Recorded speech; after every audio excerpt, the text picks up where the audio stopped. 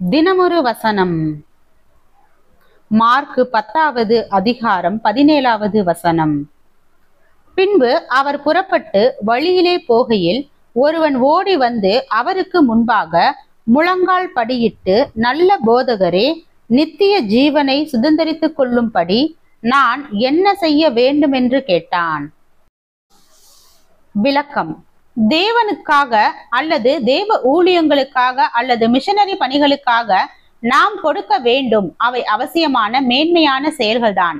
ஆனால் நாம் கொடுக்க தாராளமாய் இருக்கிறோம் என்பதை அல்ல, அவர் நமக்கு கொடுக்க வந்ததை நாம் பெற்றுக்கொள்ள கவனமாய் இருந்தோமா என்பதையே கர்த்தர் முதலாவது கவனிக்கின்றார்.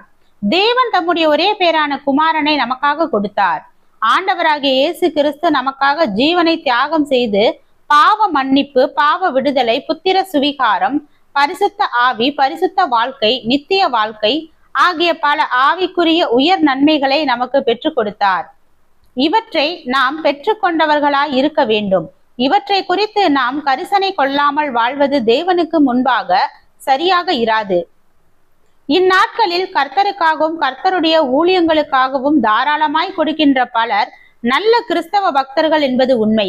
ஆனால் கர்த்தரிடத்திலிருந்து அவசியம் பெற வேண்டிய மேற்கண்ட ஆசீர்வாதங்களை அவர்களில் பலர் பெறவில்லை. அவர்கள் இவை நல்ல ஆவிக்குரிய செயல்கள் என்ற நல்லெண்ணத்தோடும் சிந்தையோடும் அவற்றை செய்திட முன் வருகின்றார்கள். ஆனால் இரட்சிப்பின் நிச்சயம் இல்லை, மனம் திரும்பிய அனுபவம் இல்லை, தேவ ஆவியின்படி நடக்கும் அனுபவம் இல்லை, பாவ விடுதலையுடன் வாழும் வலிமை இல்லை. அவர்கள் தேவனுக்காக கொடுப்பதை ஆசீர்வாதமாக எண்ணிய அளவிற்கு தேவனிடமிருந்து பெற வேண்டிய ஆவிக்குரிய அனுபவங்களை பெற கவனம் செலுத்தவில்லை. எனவே இரட்சிப்பின் அனுபவம் பெறாமலே அநேகர் ஊழியங்களுக்கு கொடுப்பதில் மட்டும் திருப்தி அடைகின்றனர். மனம் திரும்புதலின் அனுபவம் பெறாமலே சபை கட்டிடம் கட்டவும் ஆலயம் கட்டவும் அதிகமாக நிதி தருகின்றனர். அவர்கள் தேவனுடைய பிள்ளைகள் என்ற அந்தஸ்தை பெற்று நிச்சயிக்கும் முன்பே ஊழியங்களுக்கு சென்று விடுகின்றனர்.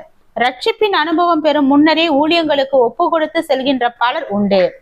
அவர்கள் இவை நல்ல செயல்கள் என்ற நம்பிக்கையினால் செய்கின்றனர். ஆனால் இயேசு சிலுவையில் ரத்தம் சிந்தி சம்பாதித்தவைகளை பெற்றுக்கொள்ள அவர்கள் அசதியாய் இருப்பதால் அவர்களின் நற்செயல்கள் தேவ அங்கீகரிப்பை பெற முடியவில்லை. ஜெபம். தேவனுக்கு ஸ்தோத்திரம். தேவனே, நாங்கள் எங்களுடைய வாழ்க்கையில் பிற மனிதர்களுக்கு எடுத்துக்காட்டாக தேவ சித்தத்தின்படி வாழ கிருபை பாராட்டும். ஆமேன்.